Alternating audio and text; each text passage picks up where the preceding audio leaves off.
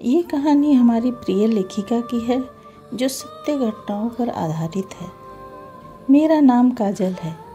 मुझे गर्व है कि मुझे इतने अच्छे पापा मिले जिन्होंने मुझे हमेशा ढेर सारा प्यार दिया। इसलिए मैं आपको अपनी इमोशनल स्टोरी सुनाने जा रही हूँ। जब मेरा 2nd क्लास का रिज़ल्ट आया तो पापा ने मुझे मेरे मनपसंद की डॉल ला कर दी जो आज भी मेरे पास है। उस समय मुझे साइकिल चलाने का बहुत शौक था।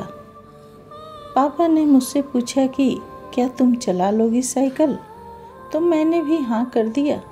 बस फिर क्या था, फ़ौरन पापा ने मेरी फरमाइश पूरी कर दी और एक प्यारी सी साइकिल लाकर दे दी। लेकिन उस समय समस्या ये थी कि साइकिल सिखाएगा कौन।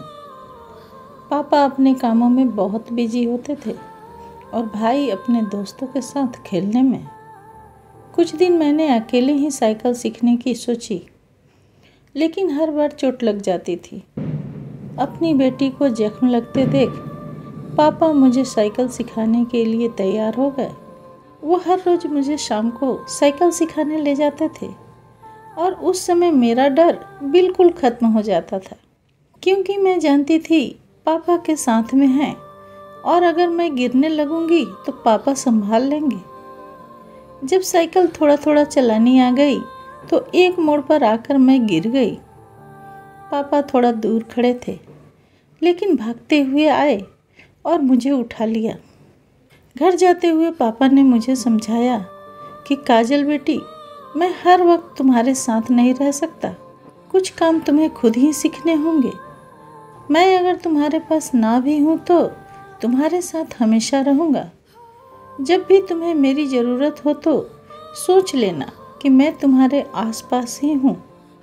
उस वक्त मैं बहुत छोटी थी, इसलिए उन बातों को समझ नहीं पाई, लेकिन आज समझ आती है। पापा ने मुझे समझदार ही नहीं बल्कि आत्मनिर्भर भी बनाया।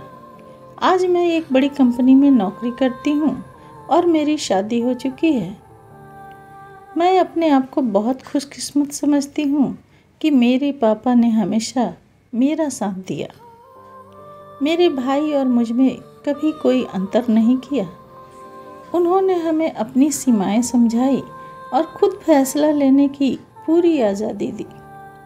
जब अपनी शादी के दौरान विदाई का समय आया तो मेरे पापा ने मुझे गले लगाया और कहा, बेटी, तुम सिर्फ विदा हो रही हो, लेकिन कभी पराई नहीं होगी।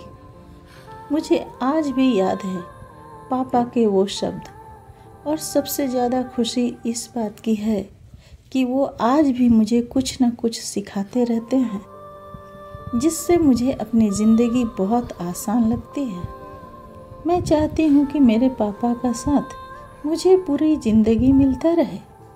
आपको कहानी पसंद आई हो तो वीडियो को लाइक और सब्सक्राइब ज़रूर कीजिएगा।